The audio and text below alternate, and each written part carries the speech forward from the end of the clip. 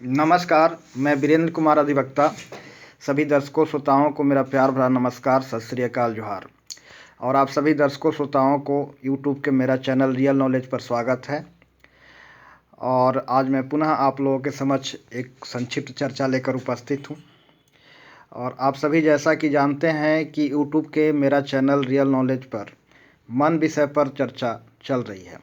और इस विषय पर लगभग 3 चर्चाएं एपिसोड 1, 2 और 3, खंड 1, 2 और 3 में पहले प्रस्तुत की जा चुकी है। और आज मैं आप लोगों के समक्ष मन विषय पर चर्चा का यह चौथा खंड प्रस्तुत करने जा रहा हूं। तो इस विषय पर चर्चा की शुरुआत करने से पहले कुछ संक्षिप्त बातें मैं अपना चैनल रियल नॉलेज के बारे में आप लोगों के समक्ष कुछ बता देना चाहता हूं।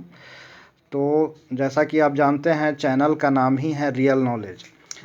तो इस चैनल के द्वारा आप सभी दर्शकों श्रोताओं को सिर्फ फैक्चुअल बात की जाएगी। फैक्ट की चर्चा होगी, वास्तविकता की चर्चा होगी। यहाँ कल्पना, हाइपोथेसिस और प्रिजम्पशन से कुछ लेना देना नहीं है। इस चैनल का उद्देश्य केवल वास्तविकता की चर्चा करना है, तथ्यों की चर्चा करना है। यहाँ प्रिजम्पशन, संकल्पना और परिकल्पनाओं से कुछ लेना देना नहीं है। यहाँ परिकल्पनाओं का कोई स्थान नहीं है। और इस चर्चा का उद्देश्य, रियल नॉलेज का अप्रत्यक्ष उद्देश्य है सामाजिक नैतिक उत्थान करना और समाज को नैतिक पतन होने से बचाना, सामाजिक नैतिक पतन को रोकना, प्रतिबंधित करना। दूसरा, इसके अप्रत्यक्ष दूरगामी उद्देश्य है समाज के असामाजिक तत्वों की असामाजिक गतिविधियों को प्रतिबंधित करना। और इस लिहाज से देश और समाज में एक सब समाज की स्थापना और उत्थान और अभिवृद्धि और समृद्धि के लिए इस दिशा में एक प्रयास है इस चैनल का। और इस चैनल का मुख्य उद्देश्य है समाज के नैतिक उत्थान ला करके असामाजिक गतिविधियों को प्रतिबंधित करना। और इस दिशा में, इस उद्देश्य के साथ यह चैनल की शुरुआत की गई है। और मैं हर स्तर से इसके लिए प्रयास कर रहा हूं। और यहाँ तक कि मैंने एक दो असामाजिक तत्वों के खिलाफ न्यायालय में मुकदमा भी दायर किया हूं। और यह असामाजिक तत्वों और अनैतिक कार्यों को महत्व देने वाले, प्रश्रय देने वाले लोगों के खिलाफ यह जो है चैनल अपने दिशा में कार्य करता रहेगा। और यह चैनल का उद्देश्य है। और आइए अब हम आपसे बात करेंगे सब्जेक्ट पर, विषय पर, जो आज का चर्चा का विषय है। तो आज का चर्चा का विषय है मन, अर्थात मन क्या है। क्योंकि इस विषय पर लगभग एपिसोड 1, 2, 3 प्रस्तुत की जा चुकी है। और आज इस विषय का एपिसोड 4 है। मन विषय का खंड 4 मैं आज आप लोगों के समक्ष लेकर के आया हूं। तो आइए अब हम चर्चा की शुरुआत करते हैं। क्योंकि पिछले एपिसोड में मैंने बताया था कि मन एक सॉफ्टवेयर है। सॉफ्टवेयर एक तकनीकी शब्द है जो कंप्यूटर के क्षेत्र में उपयोग किया जाता है, प्रयुक्त होता है। सॉफ्टवेयर एक प्रोग्रामिंग है जो पहले से ही किसी प्रोग्रामिंग द्वारा प्रोग्रामिंग किया हुआ रहता है। सॉफ्टवेयर के हिसाब से ही कंप्यूटर काम करते हैं। यानी कंप्यूटर के कार्य प्रक्रिया है सॉफ्टवेयर। कंप्यूटर कैसे काम करेगा, यह प्रक्रिया है, यह कार्य प्रणाली है सॉफ्टवेयर। यह अदृश्य होता है, यह फिजिकल नहीं होता है। सॉफ्टवेयर को फिजिकली अनुभव नहीं किया जा सकता है। सॉफ्टवेयर मात्र एक प्रोग्रामिंग है जो पहले से ही फिक्स किया हुआ रहता है कि क्या इनपुट देने से क्या आउटपुट होगा। यह पहले से ही निर्धारित होता है कि कंप्यूटर को इस परिस्थिति में क्या काम करना है, अर्थात क्या इनपुट देने से उसका क्या आउटपुट होगा, यह पहले से फिक्स होता है। यह सॉफ्टवेयर पहले से ही निर्धारित किया हुआ रहता है किसी प्रोग्रामर के द्वारा, किसी वैज्ञानिक के द्वारा, किसी सॉफ्टवेयर प्रोग्रामर के द्वारा। जो सब चीज़ पहले से फिक्स किया जाता है कि आपको किस परिस्थिति में कंप्यूटर को क्या काम करना है, अर्थात क्या इनपुट देने से क्या आउटपुट देना है। हमारा कैलकुलेटर, मोबाइल फ़ोन, कंप्यूटर आदि में सॉफ्टवेयर का प्रयोग किया जाता है। ठीक उसी प्रकार हमारा मन भी है। मनवेयर सॉफ्टवेयर के ही समान है। मन में हमारे मन एक सॉफ्टवेयर के समान है जो पहले से ही इसमें निर्धारित होता है कि किस परिस्थिति में क्या मानसिक प्रतिक्रिया होगी, अर्थात मन क्या प्रतिक्रिया व्यक्त करेगा यह पहले से ही फिक्स है, निर्धारित है। ठीक सॉफ्टवेयर की भांति किस परिस्थिति में मनुष्य को खुश होना है और किस परिस्थिति में दुखी होना है यह पहले से ही निर्धारित है, फिक्स है। और इस आधार पर मनुष्य मानसिक प्रतिक्रिया देता है, कोई प्राणी मानसिक प्रतिक्रिया देता है। जैसे मान लीजिए उदाहरण स्वरूप मन में यह पहले से ही धारणा है, यह विचार है, यह दृष्टिकोण है कि धन के प्राप्ति से खुशी होना है। तो जब भी धन प्राप्त होती है तो खुशी मिलती है, या कोई संतान रत्न की प्राप्ति होती है तो पहले से ही यह धारणा बनी हुई है, संतान रत्न के प्राप्ति पर हर कोई खुश होता है, धन के प्राप्ति पर खुश होता है, क्योंकि यह मन में पहले से ही यह सॉफ्टवेयर निर्धारित किया हुआ रहता है कि इस सिचुएशन में, इस इनपुट में क्या मानसिक प्रतिक्रिया होगी, क्या मानसिक प्रतिक्रिया व्यक्त की जाएगी, यह पहले से ही फिक्स है। तो इस फिक्सेशन के आधार पर हमारा मन काम करता है। और जब भी इस प्रकार की इनपुट हम मन को देते हैं तो आउटपुट हमारा इस प्रकार प्रतिक्रिया व्यक्त करती है, और मन के आधार पर हम कभी खुशी कभी दुखी होते हैं। जैसे धन जाने पर दुख होना, धन के जाना एक इनपुट है, और इस इनपुट में क्या आउटपुट होगा, दुखी होना। इस प्रकार संतान आदि प्रियजनों की मृत्यु पर क्या होना एक इनपुट है, और इस परिस्थिति में इस सिचुएशन में क्या होगा, आउटपुट। तो इस सिचुएशन में आउटपुट होता है धन जाने या किसी प्रियजनों की मृत्यु पर दुखी होना, ये आउटपुट है। तो यह एक कंप्यूटर के मानिंद ही हमारा मन काम करता है, कंप्यूटर के सॉफ्टवेयर के मानिंद हमारा मन काम करता है, ठीक सॉफ्टवेयर। और यह सॉफ्टवेयर निर्माण हमारी विभिन्न जुगों से संचित संजोया हुआ अनुभव से बनता है। हमारी धारणाएं, हमारी मानसिकता, हमारा दृष्टिकोण, हमारी मान्यताएं, हमारी मंतव्य, हमारे एटीट्यूड, मनोवृत्ति, ये सब सॉफ्टवेयर का निर्माणकारी क्या है, तत्व है हमारा अनुभव स्वरूप ज्ञान, जो हमें समाज से मिलता है या अपने अभिभावकों, माता पिता, परिवार से मिलता है, गुरुओं से मिलता है, स्कूल से मिलता है, और उन्हें भी ये ज्ञान अनुभव अपने माता पिता, अभिभावक, स्कूल और समाज से ही प्राप्त होता है। और ये अंततः अनुभव जिसे ज्ञान का रूप में जानते हैं और स्मृति ज्ञान का ही रूप में जाना जाता है, यही अनुभव और स्मृति से हमारा यह मन रूपी सॉफ्टवेयर बनता है। चूँकि लेटेस्ट वर्जन में हम अपने अनुभव के आधार पर, स्मृति के आधार पर, ज्ञान के आधार पर हम कार्यों का निष्पादन करते हैं, कर्म करते हैं और पुनः अनुभव प्राप्त करते हैं, और हम अपनी पुराने अनुभव में थोड़ा बहुत संशोधन करते हुए पुनः एक नया सॉफ्टवेयर बना लेते हैं, और इस सॉफ्टवेयर के आधार पर ही हमारा मन काम करता है। यह सॉफ्टवेयर यानी हमारी मान्यताएं, दृष्टिकोण। तो यह पिछले अध्याय में चूँकि मैंने बताया था, और आगे मैं यहाँ मन पर आगे मैं अब बताना चाहूँगा कि मन के विषय में यह भगवान स्वयं बताते हैं कि महाभारत में, गीता में भगवान श्री कृष्ण अर्जुन को यह बताते हुए कहते हैं कि यह संसार मेरा ही विराट रूप है। ब्रह्मांड यानी ब्रह्म शब्द से ही ब्रह्मांड, ब्रह्म इसमें जुड़ा हुआ है, ब्रह्म शब्द से ही ब्रह्मांड बना है, और यह ब्रह्मांड उन्हीं का एक विशाल विराट रूप है। अपना विराट रूप को प्रदर्शित करते हुए श्री कृष्ण भगवान ने अर्जुन को दिखाया था कि पूरे ब्रह्मांड, सूर्य, समस्त तारे, ग्रह, नक्षत्र, पृथ्वी, आयु, अग्नि, वनस्पतियाँ सब उनमें ही विद्यमान है, उनमें ही समाहित है। अपना विराट मुंह खोल करके उन्होंने सब कुछ अपने भीतर दिखाया। उन्होंने यह दर्शाया कि यह ब्रह्मांड, ब्रह्म शब्द से ही ब्रह्मांड बना, यह मेरा ही विराट रूप है, और मैं यह जोग माया से उत्पन्न होता हूँ।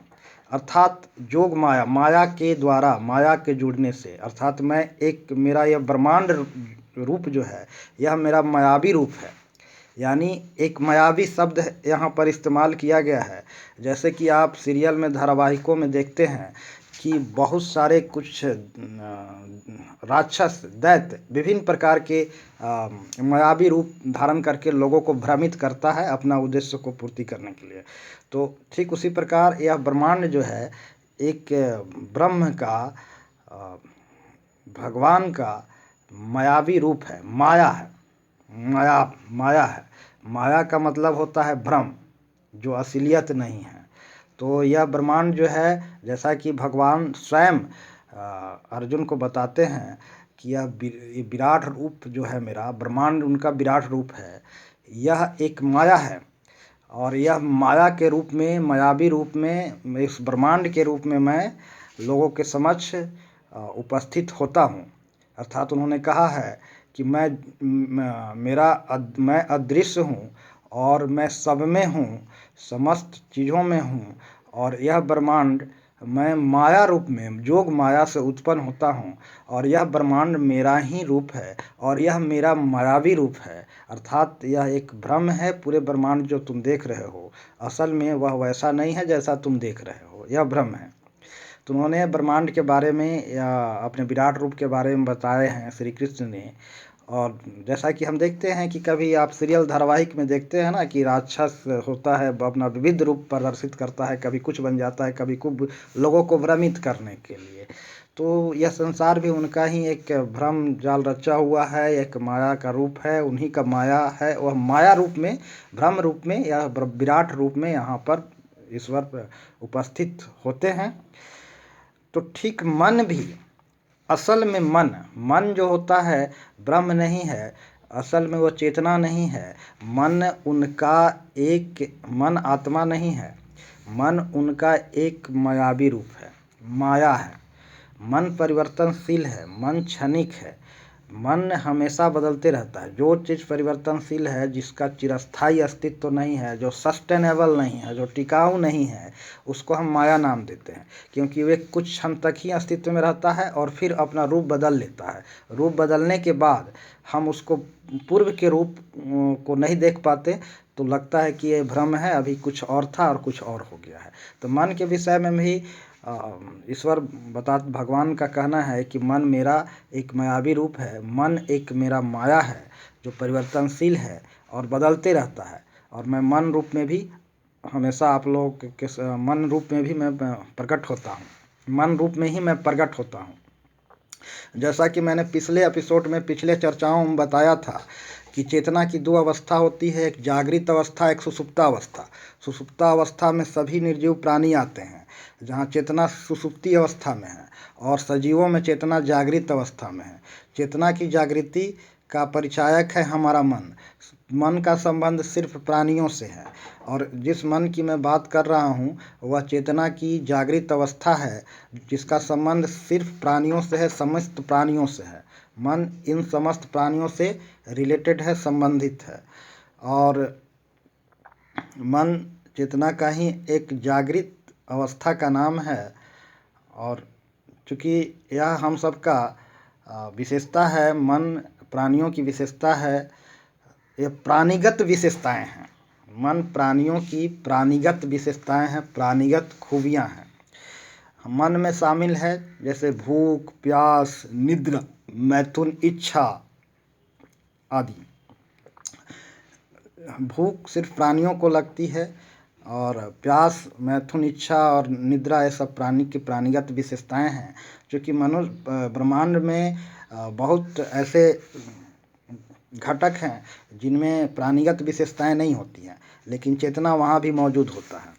चेतना वहाँ भी मौजूद होता है, परंतु उनमें कोई प्राणीगत विशेषताएं नहीं होती है। जैसे कि आप पृथ्वी, चंद्र, सूरज आदि अनेक ग्रह, नक्षत्र, पत्थर, मिट्टी वगैरह, इसमें प्राणीगत विशेषताएं तो नहीं होती है, लेकिन चेतना हर जगह, हर तत्वों में, हर पदार्थों में चेतना की उपस्थिति होती है। लेकिन प्राणीगत विशेषताएं ना होने के कारण हम समझते हैं कि वहाँ चेतना सुषुप्ति अवस्था में है, चेतना जागृत नहीं है। और जहाँ चेतना जागृत है वहाँ प्राणी के रूप में उपस्थित होता है, और उन प्राणियों में प्राणीगत विशेषताएं होती हैं, जैसे कि भूख लगना, प्यास लगना, निद्रा, मैथुन, इच्छा आदि। ये मन का ही नाम है। भूख क्या है? मन है। और प्यास क्या है? मन है। और निद्रा क्या है? मन है। मैथुन, इच्छा क्या है? मन है। क्योंकि मन के द्वारा ही समस्त क्रिया होती है, मन के द्वारा ही समस्त काम होता है, मन ही करता होता है। जैसे मन के बिना हम एक कदम आगे भी नहीं बढ़ सकते, एक कदम पीछे भी नहीं बढ़ सकते।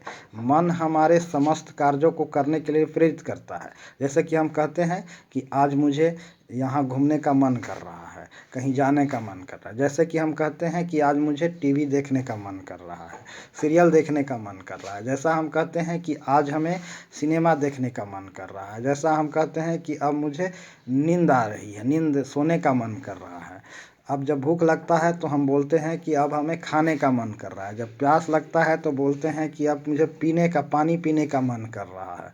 तो सारी क्रिया मन से ही होता है। जब मन है तब मैं आप लोगों के समक्ष यह भाषण दे रहा हूँ, और आपका मन होगा तो आप मेरे भाषण को सुनेंगे। तो मन से ही समस्त काम निष्पादित होता है, मन के द्वारा ही समस्त कार्य किया जाता है। मन को कर्ता की संज्ञा दिया गया है, मन ही कर्ता होता है। तो भूख, प्यास, मैथुन, इच्छा आदि ये सब मन है। और इसके अतिरिक्त हमारी मानसिक प्रतिक्रियाएं, जैसे मानसिक प्रतिक्रियाएं का मतलब है कि जैसे मैंने कहा सॉफ्टवेयर पहले से ही यह निर्धारित है कि किस परिस्थिति में क्या मन प्रतिक्रिया व्यक्त करेगा। जैसे किसी के साथ कोई सिचुएशन उपस्थित होता है, परिस्थिति उपस्थित होता है, तो इस परिस्थिति में मन क्या प्रतिक्रिया व्यक्त करेगा वह मन कहलाता है। जैसे आप किसी को अपशब्द बोलते हैं तो उसके मन पर क्या प्रतिक्रिया होगी, क्या उसे अच्छा लगेगा या बुरा लगेगा, वह खुश होगा, प्रसन्न होगा या दुखी होगा, यह मानसिक प्रतिक्रिया है। तो इस सिचुएशंस में जो मन की प्रतिक्रिया होगा वह मन कहलाता है। दूसरी ओर हमारे इंद्रियगत प्रतिक्रियाएं भी मन में शामिल है। जैसे कि आप किसी कोई ऐसा दृश्य देखने को मिलता है जिसे देख करके आप खुश हो जाते हैं, तो यह इंद्रियगत प्रतिक्रियाएं जो हैं, जो आँख के द्वारा, इंद्रियों के द्वारा हम देख रहे हैं, तो यह हमें खुशी, आनंद, मस्ती या सुकून देता है। तो यह इंद्रियगत कुछ दृश्य जो हमें दुख भी प्रदान करता है। तो यह इंद्रियगत प्रतिक्रियाएं को भी हम मन के ही श्रेणी में रखते हैं। जैसे किसी स्वादिष्ट भोजन को खा करके हम खुश होते हैं, प्रसन्न होते हैं, तो एक हमारी मानसिक प्रतिक्रिया होती है खुशी की, आनंद की। यह इंद्रियगत प्रतिक्रिया कहलाता है, जो मन के श्रेणी में ही आता है। और जब कुछ अच्छी गाना, मधुर स्वर सुनने को मिलता है तो भी मन खुश होता है। ठीक उसके बाद कुछ भद्दे आवाज़, कुछ गलत बातें सुनते हैं तो मन दुखी होता है। तो ये इंद्रियों के द्वारा हमारी जो प्रतिक्रियाएं हो रही है मन पर, यह भी मन के ही श्रेणी में आता है। यह मानसिक प्रतिक्रिया है, यह मन कहलाता है। मन के अंतर्गत आता है मानव सुलभ प्रत्युत्तर। मानव ने क्या, किसी मनुष्य के द्वारा जो प्रत्युत्तर दिया जाता है, स्वाभाविक मानव सुलभ प्रत्युत्तर जो होता है विशेष परिस्थिति संदर्भ में, वह मन के श्रेणी में आता है। मन हमारे जीवन में संचित अनुभवों के आधार पर हमने जो प्रतिक्रिया व्यक्त करते हैं विभिन्न सिचुएशंस में, उसको हम मान देते हैं। जैसे मान लेते हैं कि अति प्राचीन काल में मनुष्य खानाबदोश हुआ करता था, और जब आग की खोज नहीं हुई थी तो आग से होने वाले लाभ से वह अपरिचित था। जब दो पत्थरों के टकराहट के बाद सूखे पत्तों को जला करके आग उत्पन्न की गई, तो आग से होने वाले फायदों से उन्होंने परिचित हुआ। उसे इस बात का ज्ञान हुआ कि आग से क्या फायदा है, क्या लाभ है मानव समाज का। फिर उस आग से मानव समाज अपने लिए बहुत फायदा अर्जित करने लगा। तो उसके ज्ञान के रूप में आग के फायदा स्मृति के रूप में, ज्ञान के रूप में, अनुभव के रूप में संचित हुआ।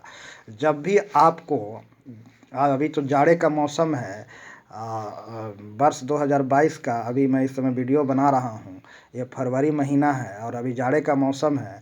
और इस मौसम में जब भी आपको ठंडा लगता है, तो आप इस शरद ऋतु में, ठंडा के मौसम में जब भी आपको ठंडी लगती है तो आप आग के समीप जाना चाहते हैं। रियलिटी है, आप आग के समीप जाना चाहते हैं। क्यों? क्योंकि आग के से आपको गर्मी, उष्मा मिलती है, और इसका अनुभव है आपको। यह अनुभव है कि आग से गर्मी, उष्मा मिलती है और राहत महसूस होता है, ठंडा दूर होता है।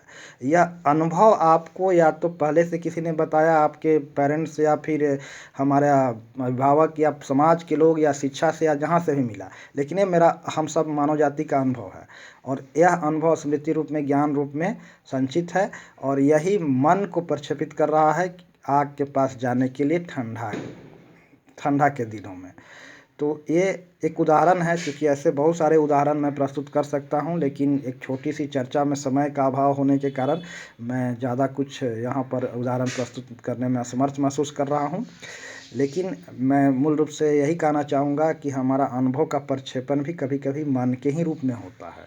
हमारी इंद्रियगत प्रतिक्रियाएं मन है, हमारी मानसिक प्रतिक्रियाएं मन है, और मन वास्तविक में ब्रह्म से, आत्मा से अलग है। यह आत्मा का माया रूप है, यह परिवर्तनशील है और यह बदलते रहता है। और इसलिए जो चीज़ सस्टेनेबल नहीं है, जो परिवर्तनशील है, जो टिकाऊ नहीं है, जो हमेशा कायम नहीं रह सकता है एक ही स्वरूप में, उसको हम माया नाम देते हैं, उसको भ्रम नाम देते हैं, उसको असलियत से दूर उसको समझा जाता है।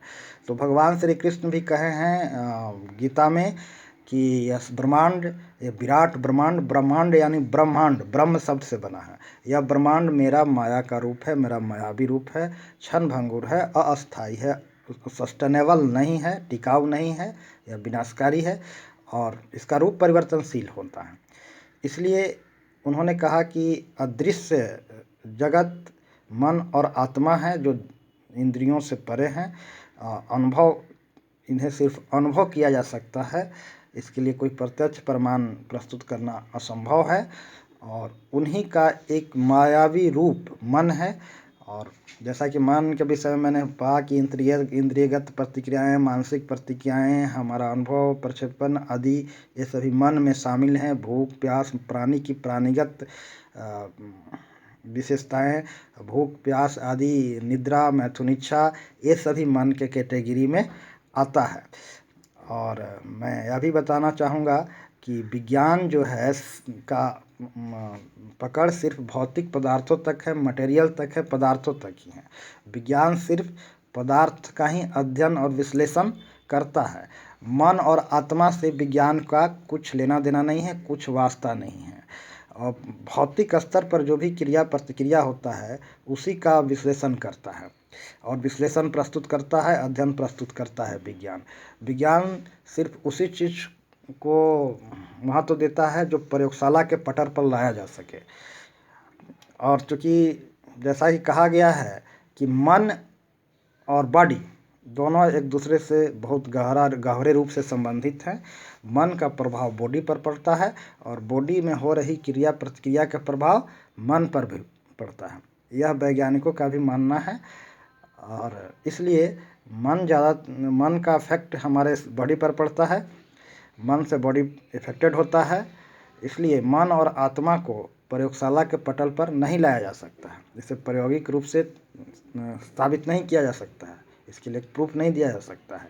तो मन के विषय में मैं यही कहना चाहूँगा कि मन हमारा इंद्रियगत प्रतिक्रियाएं, मानसिक प्रतिक्रियाएं, हमारे चिर संचित काल से संचित ज्ञान अनुभव का भी प्रक्षेपण इसको समझे जाते हैं। हमारा सॉफ्टवेयर है और सॉफ्टवेयर के हिसाब से यह काम करता है। हर मनुष्य का सॉफ्टवेयर अलग अलग है और अपने ही सॉफ्ट के आधार पर वह मानसिक प्रतिक्रिया और मानसिक क्रियाएं करता है।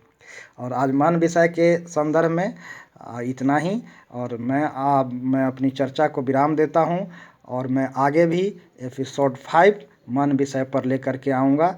आप सभी दर्शकों श्रोताओं से मेरा अनुरोध है कि आप चर्चा को अनवरत सुनते रहें, यह चर्चा चलता रहेगा। और चूँकि मैं यह भी बता देना चाहता हूँ कि मैं इस विषय का कोई ज्ञानी पंडित महापंडित नहीं हूँ, मैं आपके ही मानिंद एक सामान्य व्यक्ति हूँ। और मैं अपनी भावनाओं को, अपने विचारों को हम अपने तक ही सीमित रखना नहीं चाहता हूँ, क्योंकि कोई भी एक अच्छा इंसान की विशेषता होती है कि आप जो कुछ भी जानते हैं उसका लाभ समाज को दें। और मैं इन्हीं शब्दों के साथ मैं आज यहाँ चर्चा को विराम देता हूँ। और मैं वीरेंद्र कुमार अधिवक्ता सभी दर्शकों श्रोताओं को मेरा प्यार भरा नमस्कार। जय हिंद।